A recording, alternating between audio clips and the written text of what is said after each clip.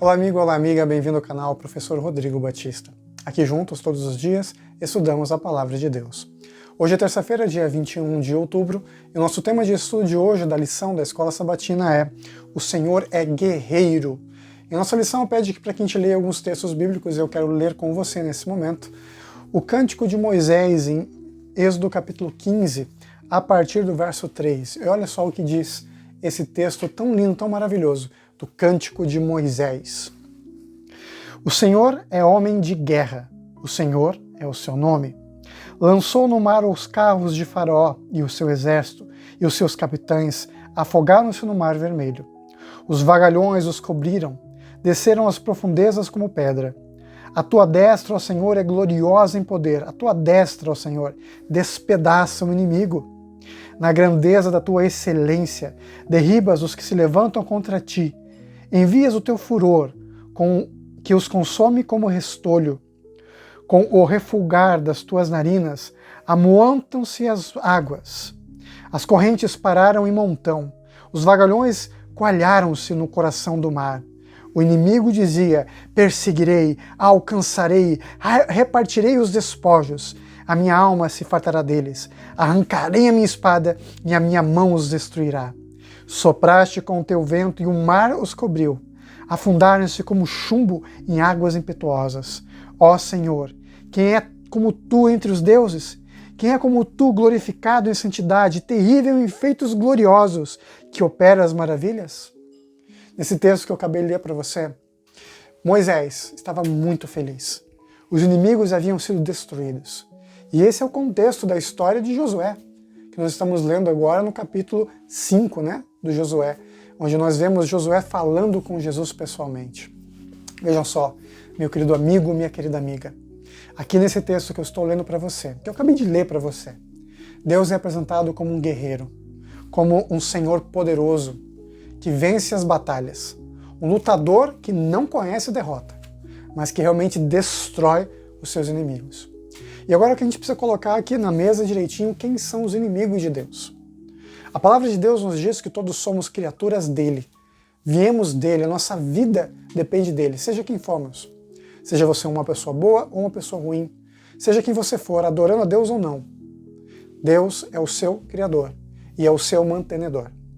Só que nós estamos num grande conflito, numa guerra entre Cristo e Satanás, que não conhece meio termo, ou é de um lado ou de outro.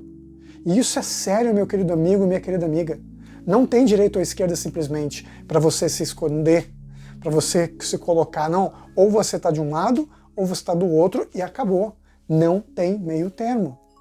Ou você está com Jesus ou está sem ele. Ou você tem a vida ou você tem a morte. Não tem direita e esquerda no sentido de política, né? Aqui no Brasil nós temos isso, a direita, a esquerda, não importa. Ou você está do lado de Cristo, ou você está do lado do inimigo de Deus. Quem está do lado de Jesus tem a garantia da vitória.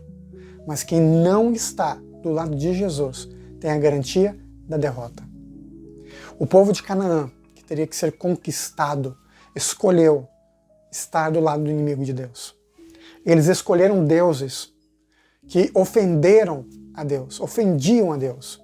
Um culto tremendamente mau, onde eles sacrificavam crianças, adoravam animais, faziam sexo com animais. Era terrível. Qualquer estudante de história pega um livro, você mesmo pode ter toda a curiosidade e a liberdade do mundo para fazer isso. O livro que você quiser, busca aqui no YouTube mesmo. O povo de Canaã e o culto religioso deles era uma ofensa a Deus. E eles escolheram isso.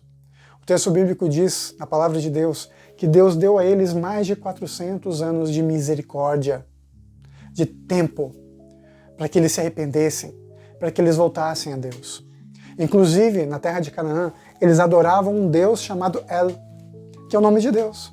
El é um nome genérico, né? Deus, assim como a gente fala Deus em português, que pode ser o Senhor do céu, da terra e do mar, Jesus, ou pode ser qualquer outra divindade. Eles tinham esse termo também, que é chamado de El. E lá em Canaã, eles adoravam El. Mas ali também tinha um Deus El, que era muito parecido com o Deus da Bíblia. Eles tinham esse conhecimento.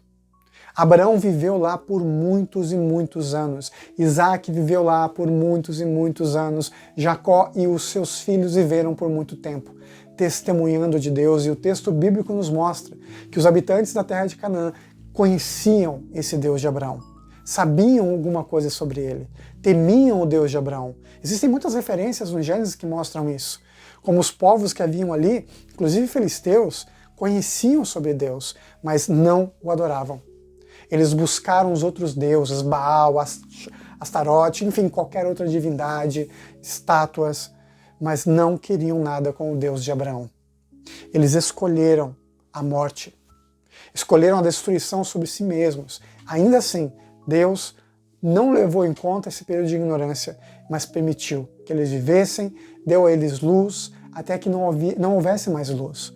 E eles permaneceram totalmente na escuridão. A palavra de Deus também nos mostra que nos dias de Abraão, olha só, nos dias de Abraão, o rei da cidade de Jerusalém, Jebus, né? Ele era sacerdote de Deus. Isso antes mesmo do próprio Abraão. Quando ele chegou lá, ele já estava lá. Né? Melquisedeque já estava lá ensinando as pessoas sobre Deus. Então o conhecimento de Deus, ele é real. Ele existia. Mas o povo foi minguando esse conhecimento. Foi apagando esse conhecimento. Até que se esqueceu completamente do Deus de Abraão, Isaac e Jacó. O Deus criador de todas as coisas. Ao ponto de que Deus falou o seguinte, olha, agora chega. E isso é uma advertência para todos nós em todos os tempos. Um dia Deus vai dizer, chega. Chega de pecado. Chega de dor, chega de violência. É hora de voltarmos para casa. É hora de voltarmos para a Canaã celestial. Deus não vai tolerar para sempre o pecado. Ele nos ama, mas ama tanto que não vai deixar a gente viver nesse pecado. Aqueles que escolherem estar com Ele estarão no céu, onde haverá vida e paz para sempre. E aqueles que não quiserem nada com Deus, pela sua misericórdia, Ele vai extinguir a chama da vida, porque escolheram a escuridão. Foi o que aconteceu com o povo de Canaã. Deus mandou a luz, eles rejeitaram a luz. E no final das contas, habitaram nas trevas, no ranger de dentes, no inferno eterno, porque escolheram não estar com Cristo. A segunda morte foi o que eles escolheram. E nós hoje, que lado nós estamos escolhendo? Será que a luz de Deus, o conhecimento da palavra do Senhor está brilhando em nosso coração? Ou a gente está ignorando Deus, pecando contra o Espírito Santo? Como aquele povo fez? Chegando a um ponto que, pode chegar ao ponto que a gente não tem mais luz. Nós apenas vivemos na escuridão.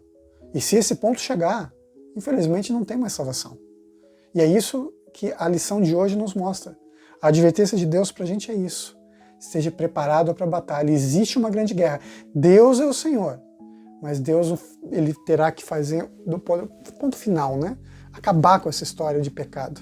E aí nós temos que decidir que lado nós vamos estar.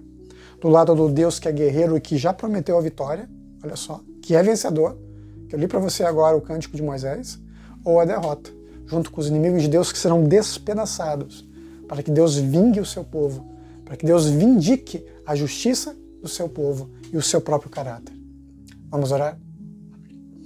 Querido Pai, nós te agradecemos pelos ensinamentos da Tua Palavra, pelo que o Senhor nos ensina, nos fortalece todos os dias, para que a Tua luz brilhe cada vez mais e a gente não caia na escuridão.